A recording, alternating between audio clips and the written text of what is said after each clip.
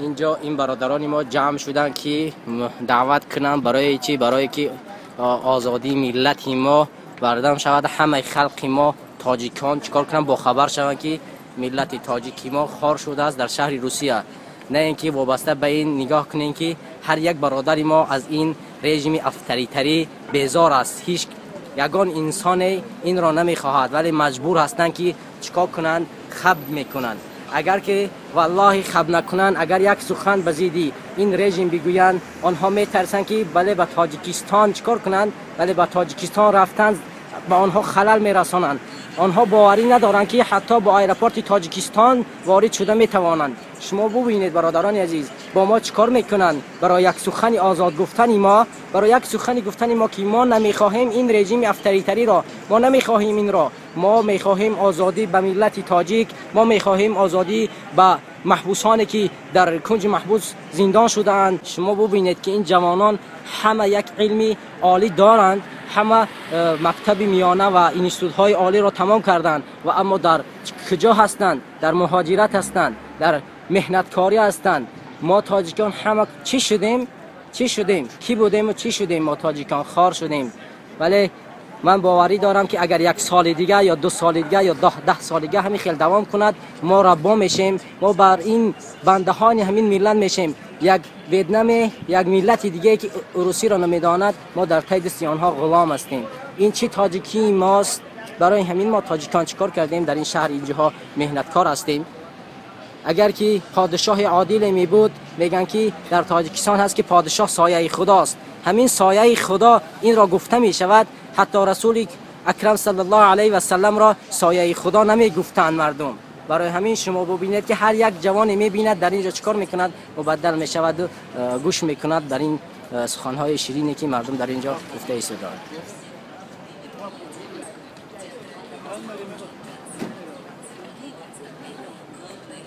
شما دیدین که جوانانی که میگویند که اینجا کمیره هست و علی در اینجا حضور نمیشوند. از چی باره است؟ همین ترسی همین مردم درباره چیست؟ از چی میترسند و پراکنده میشوند از اینجا؟ شما خودتان میدانید که اینا میترسند که پدر و مادر دارند، زن و برادر دارند، از اینجا که و تاجیکستان که داخل شدن از ایرپورت آنها را میبردارند. شما ببینید که با ما چنان ظلم آمده است که ما نمیتوانیم یک سخن آزاد برای ملت خود بگوییم. مگر ما سخن آزاد نداریم؟ مگر دولت ما دموکراتی نیست؟ این چی دموکراتی است در دولت ما؟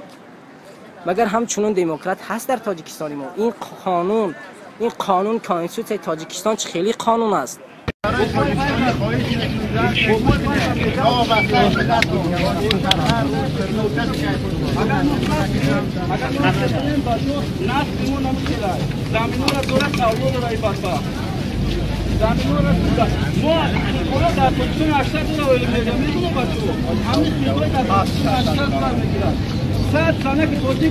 اونا که توی زوج میدونه بچو 500 تا پوشر در شاو خود شریک شده در یک شاو 500 تا 400 تا کسایی در اونجا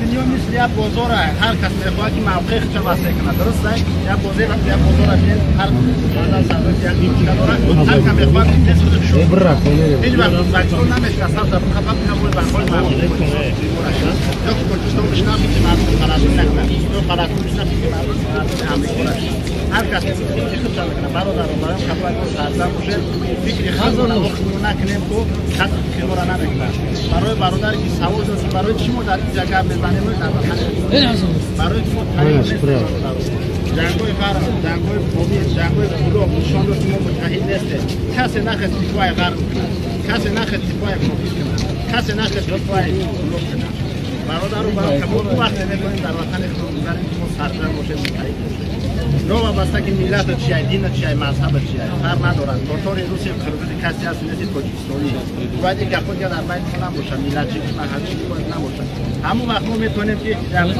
همون وقت ما میتونیم که سرزن باشیم اینجا نشان بدیم متحدیم بعد شکر حرکت پیشنهاد میشه ما ببینیم که تیاریم ما ببینیم که هست ما میگیم چی حرکت می‌کنیم خود گرفت نداره خودمون هم از ببینیم مثلا یک سوال بوده من به هم از سوال کی میدونه کی میکنه به هم تفاعلی برای